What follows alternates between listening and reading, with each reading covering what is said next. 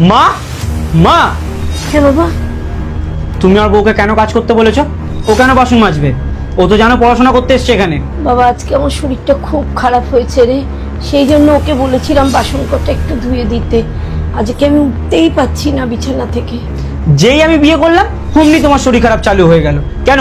বিয়ের আগে তো তুমি ভালোই কাজ করতে, তাহলে এখন কি হচ্ছে? দেখ বাবা, প্রতিদিন কাজ তো আমিই করি বল। জানি না আজকে কাজ করতে করতে হঠাৎ কেমন মাথাটা ঘুরে গেল, সেই জন্য এসে একটু শুয়েছি। আর তাছাড়া কি হয়েছে রে, এটা তো ওরও সংসার। ও যদি একদিন একটু বাসনটা মেজেই দেয় তাতে অসুবিধা কোথায় বল? সারা জীবন তো আমিই করে গেলাম একা একা।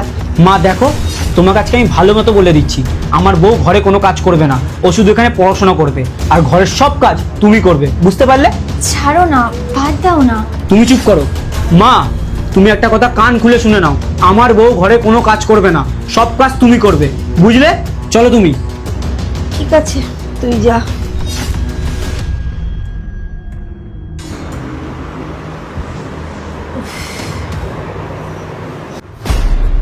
শ্রেয়া, এটা দিয়ে তো বাজে গন্ধ বেরোচ্ছে, এটা দিয়ে আমি শোবো কি করে?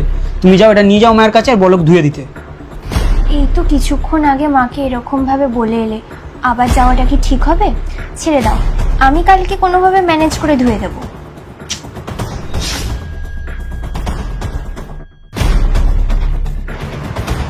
মা, আমি বেরোলাম। কোথায় যাচ্ছ তুমি বৌমা? পার্টি করতে যাচ্ছি। এইরকম ছোট ড্রেস পরে তুমি পার্টি করতে যাচ্ছ? হ্যাঁ, তো এটা কি এমন খারাপ পোশাক? না মানে পাড়ার মধ্যে দিয়ে যাবে, পাড়াতে বাবুর একটা সম্মান আছে, আমার একটা সম্মান আছে।